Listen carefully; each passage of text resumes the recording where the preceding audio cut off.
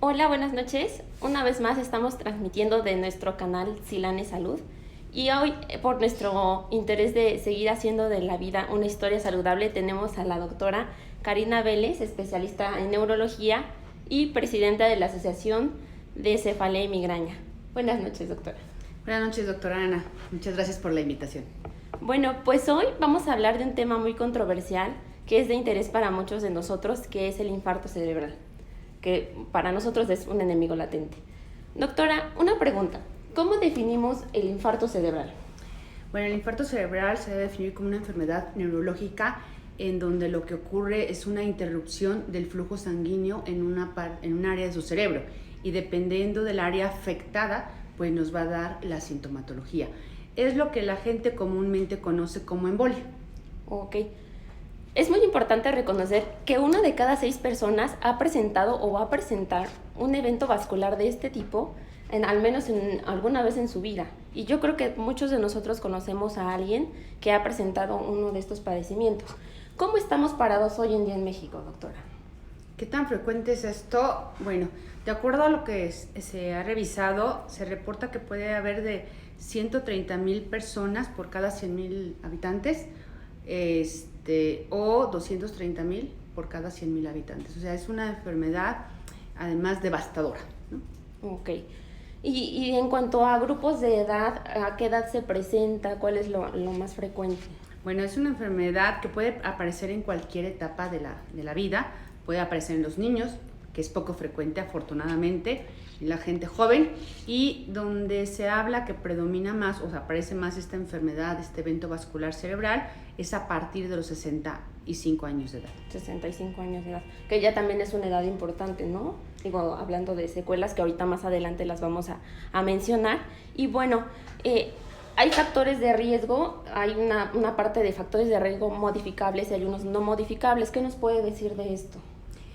Como tú lo mencionas, hay factores que sí podemos modificar y no podemos modificar, pues la edad. Ya decíamos que es una enfermedad también que va mucho con la edad, mayores de 65 años. Y aquellos que nosotros como médicos y como pacientes debemos involucrarnos, por ejemplo, es un buen control de su diabetes, si el paciente es diabético, si el paciente es hipertenso, que tenga ese buen control de estas enfermedades. Evitar el tabaquismo es otro factor de riesgo para a que aparezcan estos eventos vasculares. El sedentarismo también, el exceso de alcohol puede favorecer la presencia de eventos vasculares de tipo isquémico. Bueno, y esto del tabaquismo y el alcohol más bien es hacernos conscientes, porque creo que es una de las enfermedades que se está viendo cada vez más frecuente. Digo, sí, el promedio son 65 años, pero cada vez se ve más frecuente en población joven, digo, a partir de los 35 o 40 años. Podrían tener factores porque pues tienen menos actividad física en la Ciudad de México, ¿no? A veces no tenemos los lugares, los espacios para tener la actividad, el sobrepeso, y que también, por ejemplo, ya vemos el sobrepeso en los niños, ¿no? Que es la primera causa en México de que no podemos decir que presumimos. Ok.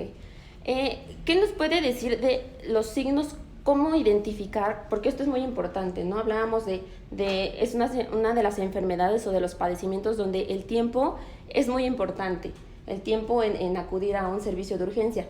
¿Cómo identificar esos síntomas? Bueno, aquí la característica principal de un evento vascular cerebral es como tú lo dices, el tiempo, es el inicio súbito, brusco, ¿no? Es decir, el paciente súbitamente puede tener un dolor de cabeza muy intenso, que él a veces reporta como el peor dolor de cabeza, y lo que está ocurriendo es que puede tener una enfermedad vascular, ¿no? Ya sea isquémica o hemorrágica.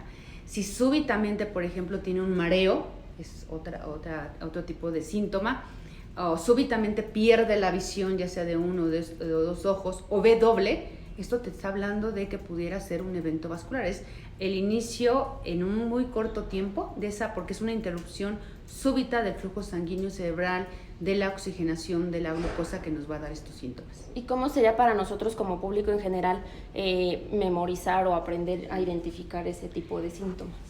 Se han hecho varias mnemotecnias tratando de simplificar, ¿no? Y que el paciente, como tú lo dices, o el familiar recuerde, ¿no? Que esto para mí es una bandera roja, un foco rojo, que me tiene que hacer acudir a urgencias, ¿no? Y se está utilizando la palabra héroe. Héroe, tratando de decir cuáles son los síntomas frecuentes. Por ejemplo, la H se refiere al lenguaje. Si tu paciente o tu familiar o alguna amistad inicia en forma súbita con problemas de lenguaje, es decir, que dice una cosa por otra, no entiende lo que dice o tú no estás entendiendo, eso te puede estar hablando de que está iniciando con un infarto cerebral. Eso es en cuanto a la H. La E de héroe se refiere a alguna extremidad. Si de repente, de igual manera, súbitamente tienes debilidad de alguna parte de tu cuerpo, de alguna extremidad, tu brazo, tu pierna, o tienes algún trastorno de sensibilidad en forma súbita, también nos debe de hacer sospechar. La palabra ere se refiere al rostro. Si hay alguna debilidad, sobre todo de tu comisura labial, hay alguna asimetría, eso también te está hablando de que pudiera estar presentando este evento o este ictus que nosotros como neurólogos llamamos. La O, que la boca se vaya de lado. De lado, se desvíe. se desvíe, o que se vaya hacia abajo, ¿no? La O te habla del ojo. Si el paciente, por ejemplo, tiene alguna disminución, decíamos súbita, nuevamente decimos la palabra brusco, súbita, disminución de la agudeza visual, de la visión, o que el ojo se paraliza, no lo puedes mover, que se puede manifestar por visión doble también. Y la última E habla de emergencia, ¿no? Que te comuniques inmediatamente al 911, ¿no? Porque eso es un padecimiento que es que lo más importante es la secuela que te puede dejar, la mortalidad tan alta que puede tener. Ok. Bueno, pues ya la doctora nos mencionó aquí algunos de los signos. Se pueden presentar 1 o 2 o 3 de estos, no quiere decir que deben de tener todos. Creo que ya estamos identificando bien cuáles son estos. Y bueno, aquí el tiempo es muy importante. Recordar esta palabra de héroe para concientizarnos en que aquí el tiempo es lo más valioso y no esperar a que esto evolucione o que esperar a que nuestro familiar o nuestro paciente mejore, ¿no? Entonces, acudir a emergencias creo que es lo más prudente. Así es. Bueno, en cuanto al tratamiento, ¿qué nos puede decir, doctora? Como decíamos, tú les has mencionado y que bueno que somos un poco repetitivos por la importancia que tiene el tiempo, ¿no? Si el paciente acude, por ejemplo, dentro de las 3 primeras horas, nosotros como médicos podemos darle un medicamento, sobre todo intravenoso, que pueda deshacer o mejorar esa circulación. Pero si el paciente llega después de 4 horas, ya ese tratamiento no va a ser el ideal para él. Y entonces utilizamos otro tipo de manejo como son los antiagregantes plaquetarios, los neuroprotectores, pero que lo ideal es que lleguen en el tiempo, en el momento adecuado, menos de 3 horas, ¿no? Para que podamos ofrecerle todo el tratamiento farmacológico en forma completa. Y esto, va a hacer que pues tenga una mejor recuperación y menos secuelas. En cuanto al tiempo, es importante que se acuda rápido porque en la zona de infarto va incrementando, ¿no? De acuerdo al tiempo se va expandiendo, se puede decir, la lesión. Entonces, por eso es importante el tiempo y obviamente van incrementando las secuelas. ¿Es así, doctor? Así es. Sí, hay un tiempo de que, como lo dice, cuando empieza el evento, que se está ocluido, se infarta, pero hay una zona alrededor de ese infarto que llamamos zona de penumbra, que puede incrementarse si no se da el tratamiento adecuado. Ok. Hablando de secuelas, ya sea que se maneje de manera temprana o a tiempo o de manera tardía, ¿cuáles son las secuelas más frecuentes a las que ustedes se enfrentan? Dependiendo, decíamos, del área afectada, ¿no? Decíamos que lo que el familiar o la gente le llama es la embolia, ¿no? Y es una debilidad de la mitad de tu cuerpo. Entonces, la secuela es esa debilidad, ese problema para el caminar, para la marcha, que no puedas mover la mano. Y también dependiendo si es tu área dominante. Si tú eres diestro, nuestro cerebro es cruzado, ¿no? Entonces, nuestra área dominante sería del lado derecho. Entonces, si el paciente tiene un infarto del lado derecho, va a tener problemas de un lenguaje, ¿no? Es decir, no va a poder comunicarse con nosotros o no va a entender lo que le estamos diciendo. Ok. Y hablando de secuelas a nivel motor, ¿qué tan frecuentes son?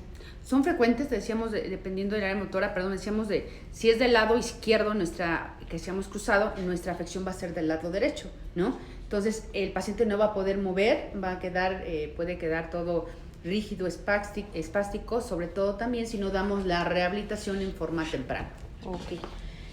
Doctora, de esto, ¿cuáles serían los puntos más importantes como a destacar? En cuanto a las secuelas, yo sé que muchas veces no nos hacemos conscientes de cómo enfrentarnos en la parte de ser cuidadores, de ser en la parte del paciente obviamente a veces se les dificulta manifestarse, pero en la parte del cuidador, ¿qué tan importante es incluir al cuidador en el tratamiento del paciente? Es de vital importancia porque eso va a permitir que tenga menor afección o menor secuelas, ¿no? Pero también tiene que, esto debe ser junto con un neurorehabilitador, porque a veces decimos que tenga una movilización, pero si no sabemos moverlo adecuadamente podemos lastimar al paciente. Entonces, ir con el rehabilitador que le enseñe qué tipos de ejercicios puede hacer el paciente que le permitan y que le ayuden a mejorar esta disminución de la fuerza, sobre todo de la fuerza, porque a veces la sensibilidad cuesta más trabajo y esto es con tratamiento farmacológico. Ok. Ya entrando en las secuelas, ¿qué nos puede mencionar de deterioros cognitivos o periodos de demencia posteriores? ¿Cómo se presentan? Es cierto, sobre todo si son varios infartos, pueden darnos un deterioro cognitivo. Sabemos que la demencia de tipo vascular es la segunda causa de las demencias, del síndrome de demencia. La primera sabemos que es el Alzheimer, pero la segunda es la demencia vascular y quizás puedan ser mixtas, ¿no? Tanto la edad, la enfermedad degenerativa, como las lesiones vasculares. Entonces, esto va a ser mucho más complejo porque un paciente que tiene deterioro cognitivo, que no entiende las indicaciones, lo que tiene que hacer, pues va a ser mucho más complejo tratar la rehabilitación. Entonces, si el paciente ha tenido un evento vascular, ¿qué tenemos que hacer? Pues tenemos que hacer énfasis en ese tratamiento preventivo para que no tenga mayor infarto cerebral con fármacos como son los antiagregantes, decíamos que son antiagregantes plaquetarios, con los neuroprotectores, que la función del neuroprotector, como se menciona, es sobre todo prevenir o disminuir esa secuela que está presentando el paciente con un infarto cerebral. Ok, es importante esta parte porque el deterioro cognitivo en esta parte de origen vascular para nuestro público en general es que disminuyan todas esas funciones a nivel cerebral, ¿no? Funciones como la memoria, como el tener juicio, resolver cosas, resolver problemas, en la parte de la parte numérica puede ser que tengamos ahí cálculo. Entonces, es importante mencionar que no se da inmediatamente después del episodio del infarto cerebral, sino que pueden pasar hasta 6 meses para que se presente. Entonces, por eso es importante tener este tratamiento de todos los cuidados que deben implicar, ¿no? Para prevenir lo más que se puede este tipo de consecuencias. Bueno, ahorita vamos a pasar a hablar un poco más de secuelas, pero regresando un poco a lo de signos de alarma, ha habido mucha controversia en cuanto a que no estamos conscientes o no se está creando esa conciencia como el identificar un infarto cardíaco, que creo que todo el mundo conocemos, de que si tenemos dolor en el pecho o sentimos adormecido el brazo, corremos a urgencias. ¿Qué ustedes propondrían como neurólogos para nuestro público hacer en este caso? O sea, ¿cuáles serían los síntomas, aparte de nuestra mnemotecnia de héroe, de identificar síntomas más específicos? Es complicado, de ahí la complejidad a veces de que el paciente no le dé la importancia, porque dice muchas veces, tuve una disminución de la visión y se recuperan, como que algo te está avisando, aquí te está avisando que el cerebro está sufriendo, a lo que llamamos una isquemia cerebral transitoria, ¿no? Y que a veces, como dura tan poco tiempo y se recupera, el paciente no le da la importancia. Entonces, lo que nosotros enfatizamos mucho es que cualquier síntoma diferente que sienten en forma aguda, desde un dolor de cabeza intenso, ¿sí? O sea, que digan, y dolor es más de 10 y nunca lo había tenido, ese es un foco rojo.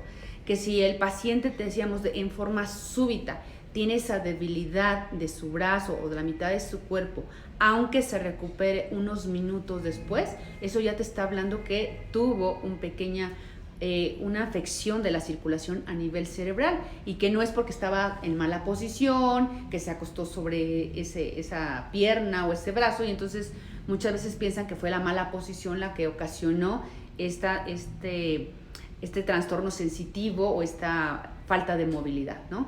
Si el paciente, te decíamos, sobre todo queda sin ver unos segundos, no es porque tenga algo en los ojos, alguna basurita, simplemente el paciente dejó de ver y posteriormente se recupera a los 5 o 10 minutos, esto te está hablando de que ya tuviste un problema cerebral agudo y que puede terminar a lo mejor en unos días o en ese mismo mes en un infarto cerebral. Entonces, cuando tú tengas algún síntoma diferente y insistiendo mucho con él, un problema de lenguaje, ¿no? A veces dicen, yo creo que se tomó unas copas, ¿no? Porque no se le entiende lo que dice. Y en realidad lo que pasa es que el paciente no tomó ningún alcohol, simplemente está teniendo un aviso que le está dando ese infarto cerebral. La debilidad de alguna parte de su extremidad, de su cuerpo, no sentir de igual manera algún brazo, la mitad de su cuerpo, no ver adecuadamente, son síntomas muy frecuentes que se pueden asociar al infarto cerebral o al ictus. Ok. Bueno, no sé si vamos a empezar con algunas preguntas de Facebook. Bueno, a ver, permítame tantito. Sí, aquí mientras tú ves, si ante la duda, pues lo ideal es ir con el médico, ¿no? Sí. Porque vamos, a veces pensamos se me va a pasar o se te quita, ya no le das la importancia de vida. Vamos a decir, aquí en la enfermedad vascular, decíamos, es la segunda causa de mortalidad, ¿sí? A nivel mundial, y es la primera causa de incapacidad o discapacidad. Entonces, el paciente debe estar alerta a lo que estamos mencionando y de verdad cualquier síntoma diferente, darle la importancia de vida, ¿no? Sobre todo en forma súbita. Bueno, aquí ya nos están preguntando si existen factores de riesgo, ya los mencionamos, cuáles se pueden modificar y cuántos están dentro de lo que no. ¿Cuáles son los estudios para llegar al diagnóstico? ¿Qué estudios se realizan o qué estudios se llevan a cabo? Primero tenemos que hacer una exploración neurológica. Esa exploración neurológica nos va a ir guiando en saber si vamos a pedir, por ejemplo, una tomografía.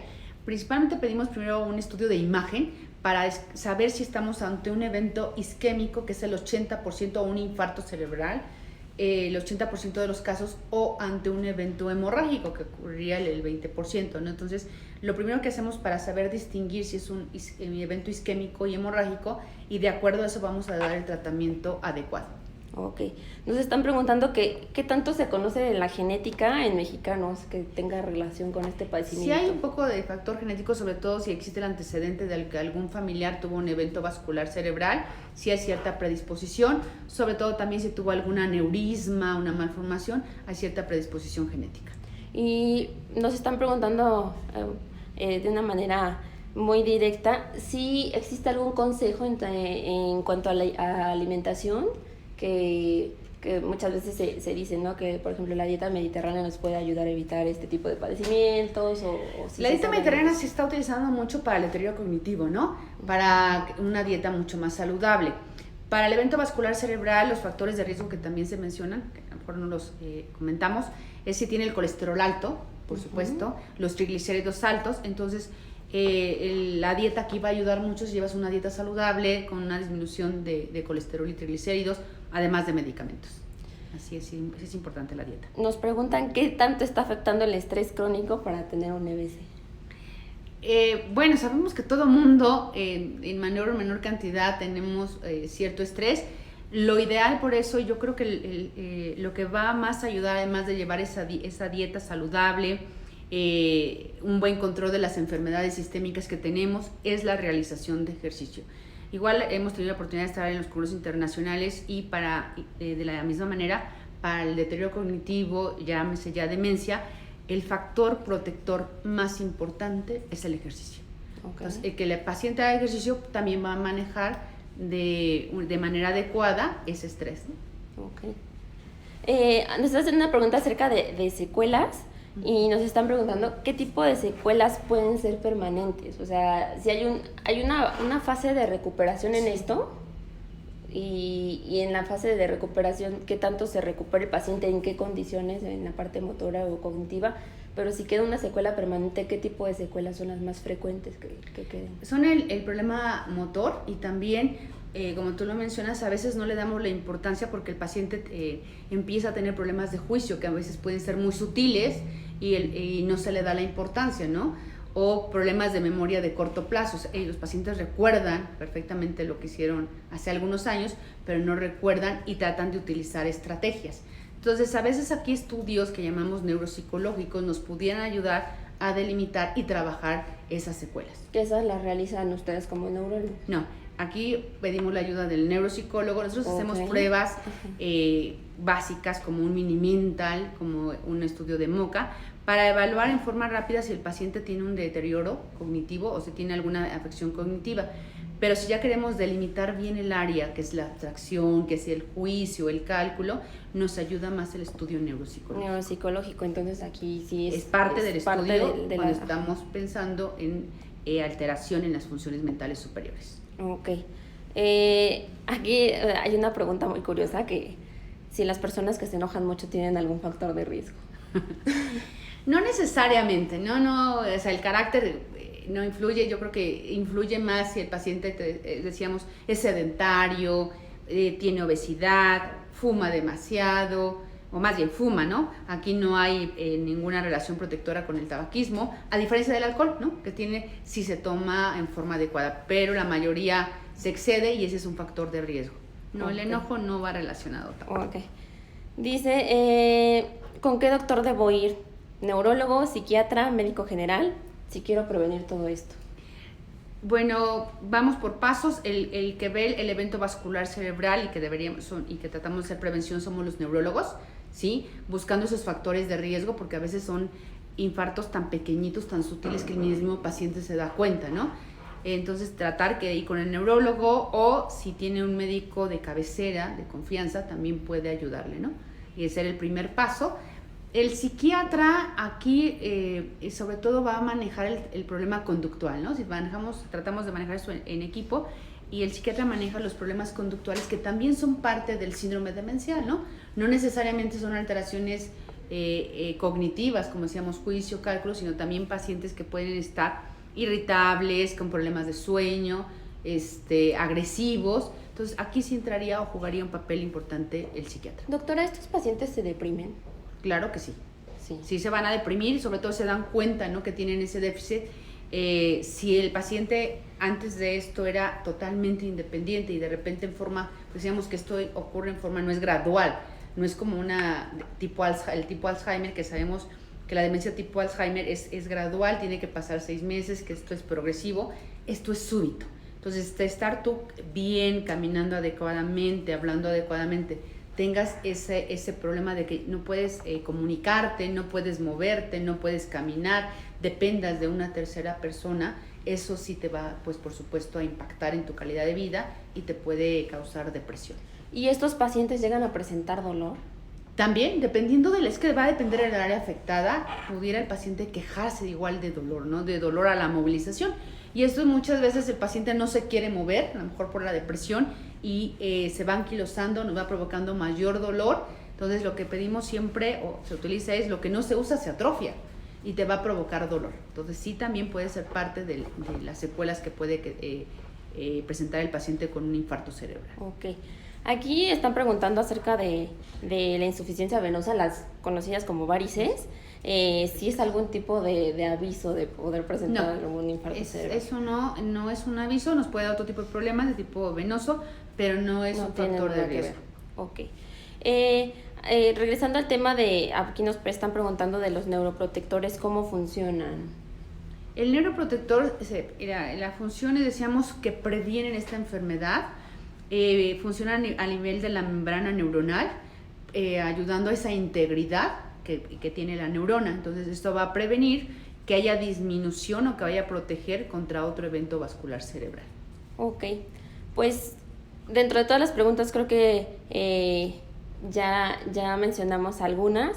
La doctora pues es presidenta de la Asociación de Cefalea y Migraña, y esto va muy relacionado, ¿no?, a todo esto. Lo más importante aquí, como decía la doctora, en cuanto al tiempo, es lo importante, lo que hay que tener en cuenta. Como mencionábamos hace rato, el tiempo es cerebro, y es algo que tenemos que tomar muy en cuenta. Pues muchas gracias, doctora, por acompañarnos, Es un tema que vamos a estar abarcando aquí dentro de nuestra página porque es un tema muy relevante y de mucho interés. Y bueno, esperamos que esta información les haya sido de utilidad. Y bueno, en nuestro interés de hacer de la vida una historia saludable, vamos a seguir con más transmisiones dentro de nuestra programación de Silane Salud. Buenas noches.